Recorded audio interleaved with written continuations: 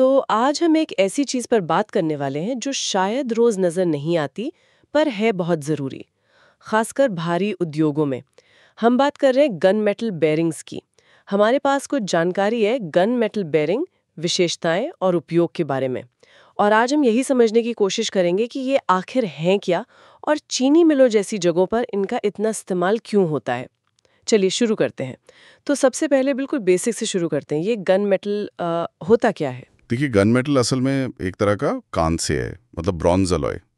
इसमें मुख्य रूप से तांबा होता है, काफ़ी ज़्यादा, करीब 85 से 88%। अच्छा, तांबा। हाँ, और फिर इसमें होता है टिन, लगभग 8 से 10%, जो इसे घिसने से बचाता है। और थोड़ा जिंक भी 2-5%। और हाँ, कभी कभी ना इसमें थोड़ा सा सीसा, मतलब लेड भी मिला देते हैं, 0.5% से 2% तक। मिक्सचर है।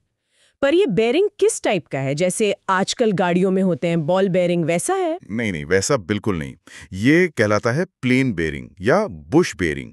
आप ऐसे समझिए कि ये एक तरह की खोखली नली या स्लीव जैसी चीज है, जिसकी अंदरूनी सतह चिकनी होती है। अच्छा। और शाफ्ट इसके अंदर घूमता है। इसका मेन काम है शाफ्ट को सपोर्ट देना और रगड़ कम करना।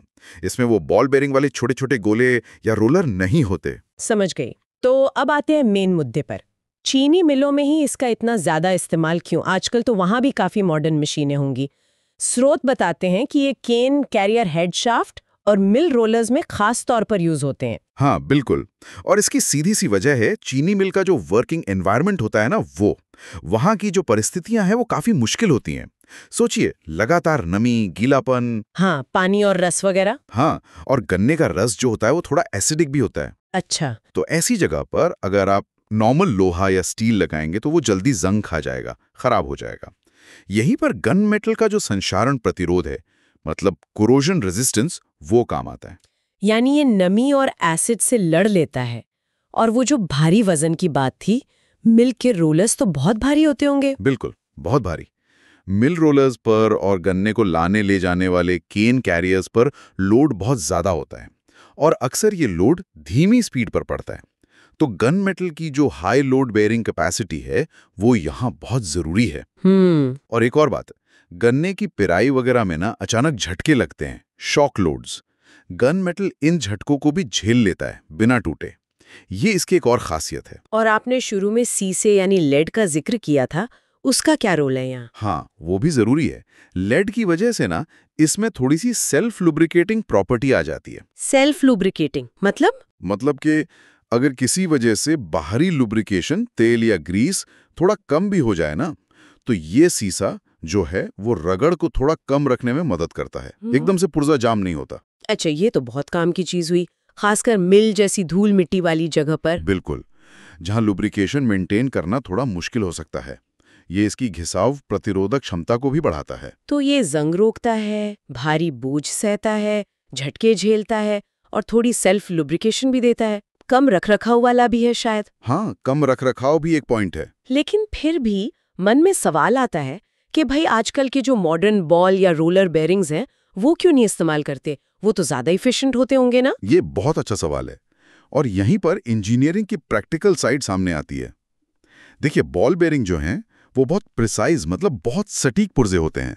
चीनी मिल के माहौल में जहाँ धूल है, मिट्टी है, गन्ने का रेशा है, रस है, पानी है। हाँ, गंदगी बहुत होती होगी। बिल्कुल, इन सब चीजों के बेयरिंग के अंदर घुसने का खतरा हमेशा रहता है, और अगर ये गंदगी अंदर चली गई तो बॉल बेयरिंग बहुत जल्दी खराब हो जाते हैं। उन्हें बहुत अच्छी सीलिंग और लगातार सफाई चाहिए। अच्छा। जबकि गन मेटल बेयरिंग वो अपनी बनावट में सिंपल और मजबूत होते हैं।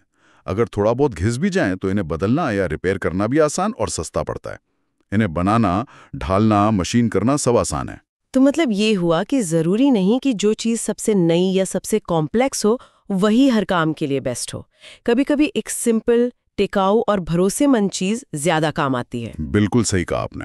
ये इस बात का क्लासिक एग्जाम्पल है कि कैसे किसी खास काम के लिए सही मटेरियल चुनना कितना जरूरी है। गन मेटल हमें दिखाता है कि पुरानी जांची परखी तकनीकें भी अपनी खासियतों की वजह से आज भी कितनी रेलेवेंट हो सकती हैं, खासकर मुश्किल हालात में। तो कुल मिलाकर ये गन मेटल बेयरिंग सिर्फ एक धातु का पुर्जा नहीं है, बल्कि ये भारी इंडस्ट्री, खासकर चीनी मिलों की जो अपनी खास चुनौतियां हैं उनका एक बहुत सोचा समझा, टिकाऊ और असरदार हल है। ये हमें सिखाता है कि इंजीनियरिंग में समाधान अक्सर सादगी और मजबूती में ही छुपा होता है। बिल्कुल। और ये मटेरियल साइंस की अहमियत भी दिखाता है कि कैसे हम अलग अलग धातुओं को सही अनुपात में मिलाकर अपनी ज़रूरत के हिसाब से बिल्कुल अनोखे गुण तैयार कर सकते हैं। तो अगली बार जब हम चीनी इस्तेमाल करें तो शायद एक पल के लिए उन गुमनाम गन मेटल बेरिंग्स के बारे में सोच सकते हैं, जो पर्दे के पीछे चुपचाप अपना काम कर रहे हैं। और ये सोचने पर मजबूर करता है कि हमारे चारों तरफ ऐसी और कितनी सरल लेकिन अविश्वसनीय रूप से महत्वपूर्ण तकनीकें होंगी जिन पर हमारा ध्यान शायद ही कभी जाता है।